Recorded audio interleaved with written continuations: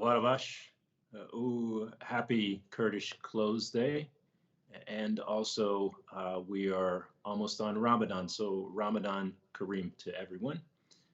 This is a day that should be in good spirits for people around Iraq and Kurdistan. But as your story has explained, we are approaching 1 year of the Iraq-Turkey pipeline being closed. And I want to explain some facts. Let me start with the financial cost. Last week in Washington, D.C., I met with Prime Minister Masroor Barzani, and he announced that there has been 11 billion US dollars, $11 billion lost since the pipeline has been closed.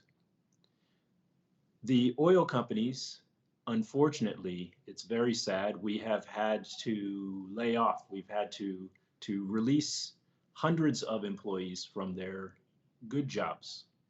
These are local employees from Kurdistan region and also expats.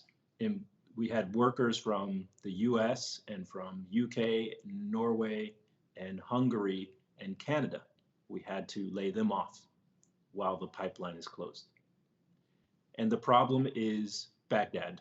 The central government of Iraq is playing games, and they are making false statements into the media about the status of the resumption of exports of oil. This is absolutely a political problem. The oil companies from APIKUR are ready to resume full production and exports. There is a capable and ready workforce who are eager. They desire to get back to work. But there's politics, and the politics are clear. We have seen the Iraqi Minister of Oil come to Erbil. He came about 2 months ago and he said, oil will be back on in 3 days. We have seen the Kurdistan region government Minister of Natural Resources say that there is an agreement between Baghdad and Erbil for a price of $20.6 per barrel. All of this talk has never turned into papers. There have been no documents. There are not any new written agreements that have been presented to the international oil companies. So politics is at the center of the problem for the resumption of oil production. Production costs in Kurdistan region are more expensive. And I want to explain the view of international oil companies. We need to know the actual agreement. Okay, what we prefer, the oil companies would like to operate under the current agreements that are between Kurdistan region government and the oil companies. And if these agreements change, if there will be a new tripartite agreement between Baghdad, Erbil, and the international oil companies, then what we are asking is to see the papers. It's almost 1 year now. And in this year, we have seen oil production in Iran going up and up and up. Iran is now exporting 2 million barrels of oil per day. Let me give some comparison for your viewers. Your viewers need to know that Kurdistan region was exporting 450,000 barrels per day through the Iraq-Turkey pipeline. That oil would go into global markets.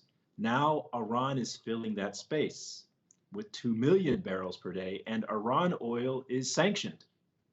And they're selling oil to China and North Korea. And we need to have unsanctioned, good oil from Kurdistan region going into the world markets. And Iraq and the central government should also want to have the strong energy production in Kurdistan region, because all of Iraq benefits when Kurdistan region is strong. Well, as you mentioned in your earlier reporting, APIKUR is doing outreach to the U.S. Congress and the White House. I will be traveling to Washington, D.C. Tomorrow, and I will have meetings with officials at the U.S. State Department and the United States Senate. And we want the Washington, D.C. government to put pressure on Baghdad before Prime Minister Soudani visits Washington, D.C. We think Prime Minister Soudani will visit after Ramadan, sometime in April. And if he comes here, he needs to have a deal with Erbil for two things.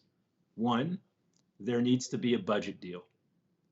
It is unacceptable that civil servants continue to not get paid, and it is unacceptable that Baghdad is playing games and using these hardworking civil servants as a what we would call a bargaining chip, as a token to discuss the budget. So there needs to be a budget deal. The second thing is there needs to be an agreement between Baghdad, Erbil, and international oil companies for the full production and exports of oil. Let me explain one more thing. Right now, the APIKUR companies have asked Erbil and we have asked Baghdad, how and when will we get paid? But we still have not heard a guarantee for how we will get paid for past sales. We are owed more than $1 billion, but we also need to know how we will get paid for future sales. This is basic. We anticipate that the Congress will release a letter to the White House, a letter to President Biden. And we also know that members of Congress and the State Department have expressed the view of APIKUR companies to Iraqi advisors. Iraqi advisors were in Washington, D.C. last week. Those advisors to Prime Minister Soudani are establishing the meeting schedule for Prime Minister Soudani's visit. And that message was delivered to those advisors. And the Iraqi advisors came up with excuses for why the oil production has not resumed.